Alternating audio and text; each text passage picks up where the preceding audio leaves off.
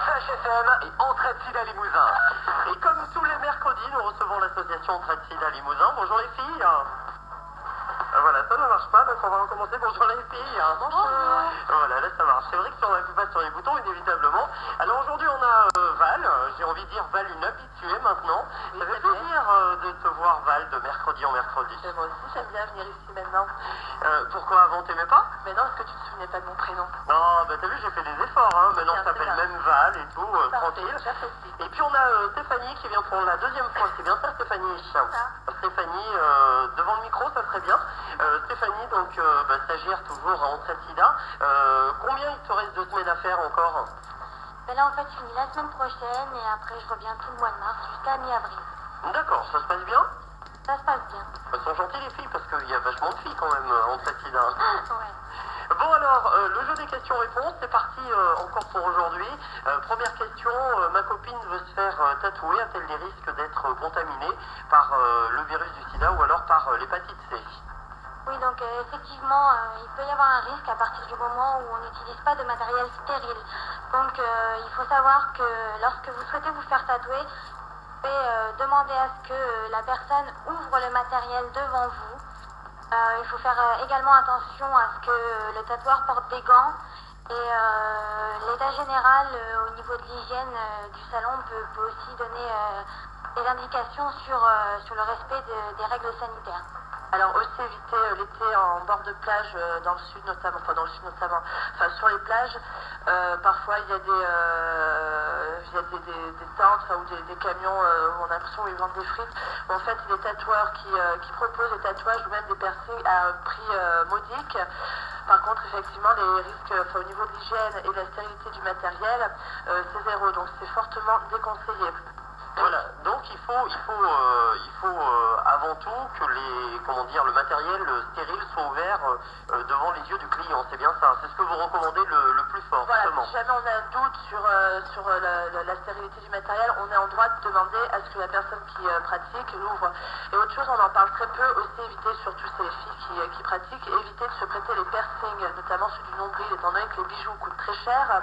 Donc il suffit qu'il y ait présence de sang, qu'on prête à sa copine, enfin bref, il y a des risques aussi de contamination par ce biais-là. On peut avoir plus de chances de choper le virus du sida ou l'hépatite C Alors, l'hépatite C, parce qu'il faut savoir que le virus du sida, une fois qu'il est à l'air libre, il va mourir dans les minutes qui suivent, tandis que celui de l'hépatite C est beaucoup plus virulent et donc résiste beaucoup plus. Il peut résister à l'air libre entre 15 jours et 3 semaines.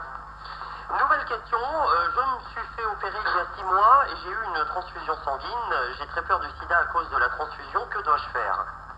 Donc en fait, il faut savoir que depuis 1985, la transfusion sanguine est sécurisée en ce qui concerne la transmission du VIH. Les donneurs subissent des tests de dépistage et donc aujourd'hui, il y a très peu de chances d'être contaminé par ce biais en fait.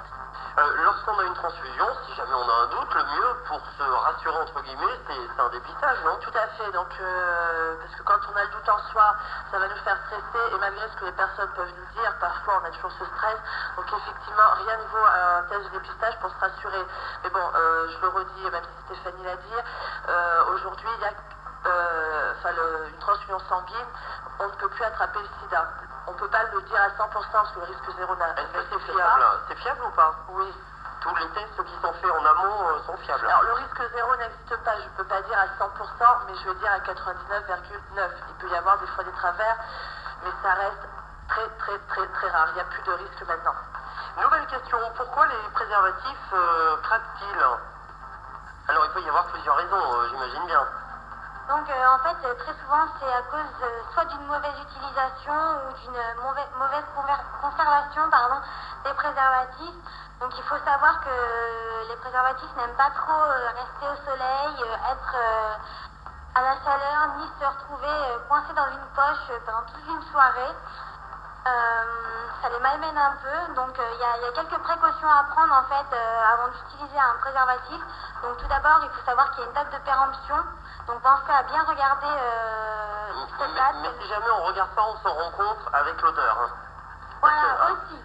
Un préservatif préservatif qui est périmé rien qu'en l'ouvrant, on a compris tout de suite. Hein. Ouais, donc ne pas utiliser. En fait, par la date de péremption, il faudrait soit mémoriser que les préservatifs qu'on a se périment dans dans tant de temps et tout ça, ou alors vérifier un peu avant. Voilà, donc il y a aussi les normes CE et NS, donc... Mais ça existe des préservatifs sans ces normes-là? Oui, ça existe, on peut en trouver sur internet, enfin c'est plus des choses humoristiques et tout ça. Après je peux pas dire s'il en existe pour de la vente ou des détournements ou quoi que ce soit. Et donc c'est plus dans un but de rigolade. Mais bon, il peut y avoir des personnes qui peuvent les acheter pour les mettre pour un rapport sexuel, donc c'est fortement déconseillé. Les normes NF et ou CE sont vraiment un gage de qualité et prouvent que ces préservatifs ont été testés en laboratoire. Donc, pour continuer, donc il y a en fait, voilà, vérifier la date de péremption, les normes. Ensuite, pour l'ouvrir, il faut prendre certaines précautions, donc éviter de mettre les dents, faire attention aux ongles, que ce soit pour les filles et pour les garçons, parce qu'on pense souvent plus aux filles, mais les garçons aussi parfois des ongles. C'est plutôt rare, mais bon. Oui, mais bon, pour les musiciens, pour les guitaristes. Voilà, donc si jamais on a du mal à ouvrir l'emballage, parce qu'il y a certains préservatifs qui sont plus facilement que d'autres, et bien on ne s'acharne pas, on le jette, on en prend un autre. Et ne surtout pas l'ouvrir avec des ciseaux. Oh, si j'avais oublié, très bien. T'as vu un peu je retiens bien, hein. Ah ouais, je retiens bien, hein. Il y a d'autres, au niveau préservatif, il y a d'autres, comment dire, il y a d'autres moyens de protection en dehors du préservatif masculin peut-être. On oublie aussi de dire, au niveau lubrification, parce qu'ils peuvent craquer si jamais ils sont mal lubrifiés également. Tout à fait, donc parce qu'on va trouver certains préservatifs qui seront plus lubrifiés que d'autres. Après, en fonction de la femme qui peut avoir des sécheresses vaginales ou non, ou plus accentuées qu'une autre femme. Donc effectivement, ne pas hésiter à mettre un petit peu une goutte ou un peu plus de gel sur le préservatif. Ça évite effectivement que le préservatif craque. Et quand ça dure longtemps aussi, ça évite également d'avoir de mauvaises surprises. Tout à fait. Mes amis m'ont dit que la masturbation entre partenaires était une conduite à risque. En ce qui concerne le VIH, que dois-je en penser? Alors, les risques sont présents, bien qu'ils soient beaucoup plus infimes que lors d'une pénétration. Voilà. D'accord, donc il n'y a quasiment pas de risque si c'est juste de la masturbation. On peut pas Parce dire. qu'on était, tout à l'heure, en antenne, on n'était pas d'accord avec Val. Mais il y a forcément un risque, par exemple. Mais s'il n'y a pas de... C'est que de la masturbation, donc il n'y a pas de fellation, il n'y a pas de pénétration. Oui, mais si, alors on va parler crûment pour que les gens qui nous écoutent visualisent, et toi aussi, parce qu'apparemment ça n'arrive pas à visualiser. Alors, pour qu'il y ait déjà contamination, il faut qu'il y ait deux portes d'entrée. Alors, on va prendre des exemples dans l'extrême. On va imaginer que le garçon, il a une plaie sur le doigt.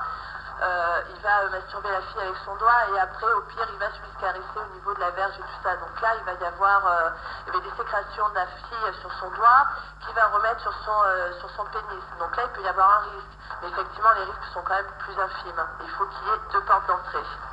Nouvelle question, le préservatif féminin est-il plus sûr que le masculin?